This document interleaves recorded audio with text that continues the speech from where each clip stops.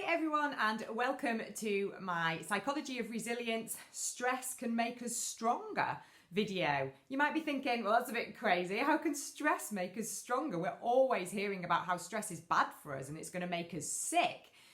But in actual fact, anything that we experience like this, any sensation that we feel, is there for a reason. So any emotions that we experience are there to keep us alive and connected. And stress is no different. It's obviously part of the process of keeping us alive because it makes us alert to dangers that might be around us. But also it plays a very important other role in keeping us motivated because psychological stress gives us energy. So if you consider that the human experience runs on a continuum from boredom to burnout, depending on the amount of energy that we have sort of going on. So if we are on our holidays and feeling very relaxed and very content, well, that's all very lovely for a certain amount of time, but it can become boring and we're certainly not motivated and energized to do much when we're in that sort of state of mind. But if the psychological stress builds and builds and builds and builds and builds, ultimately we go into burnout where we feel overwhelmed by it and anxious, and it starts to affect our confidence and our capability.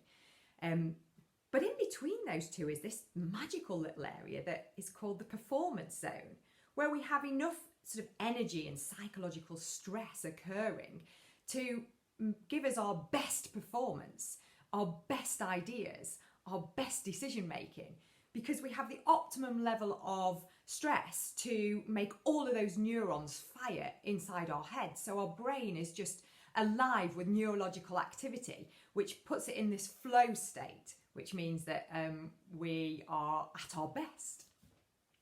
Now, keeping ourselves within this performance zone is a really useful skill to learn, but where those tipping points are different for all of us. So the things that are going to lift you out of sort of bored contentment, and the things that are going to push you over into anxiety and burnout, well, they're going to be different for every one of us. So you sort of have to pay attention to what are the things that lift my energy and motivate me, and what are the conditions where I start to feel, right, okay, this is just too much now. It's just too much pressure. It's too much challenge. And the reason I wanted to explain this is because, fun fact, is that our most resilient adults have typically had our most challenging childhoods. So what that means is that resilience isn't some sort of luck lottery where you are born resilient and good for you and the rest of us can suffer. Resilience is a learned skill, and the brain learns it very much like a muscle. So if you think of when you are training a muscle, we follow this acute stress model where we exercise, rest, exercise, rest. When the brain learns anything, but particularly how to become more resilient, it works best on that same model. Stress, rest, stress, rest. Where we have chronic stress, where there is no rest, well, that's the one that's damaging. That's the one that makes us sick. So when we are looking to improve our resilience, it makes sense to give ourselves this downtime from the things that are stressing us and putting pressure on us, because it allows us not only time to sort of recuperate and recover, but it also gives us the opportunity to reflect. And this is where, resilience-wise, the brain is really clever, because it learns the things that are working and the things that aren't working to prepare you for your next round of sort of stressful experience.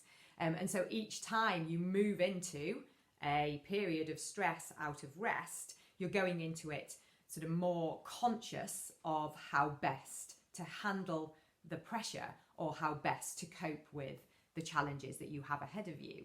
This is the awesome thing about the human brain. It is always learning. No matter how young or old you are, your brain has this capacity to learn if you give it the optimum conditions to do so.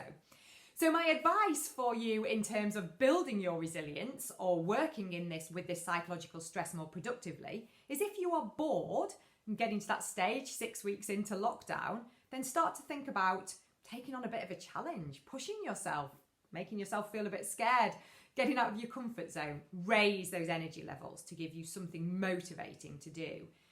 And if you are stressed and anxious and fearful, then start thinking about how can I intersperse these periods of rest. And I don't just mean sleep, which is obviously very important, but also psychological rest. So what are the things over the last few weeks you've learned have made you feel calmer or made you feel happier? And make sure that you have a good regular period of those things going on within your day and within your week. So hopefully that has given you some insight into how stress can make you stronger if you understand how the brain processes this stuff and how you can use that to increase your own resilience.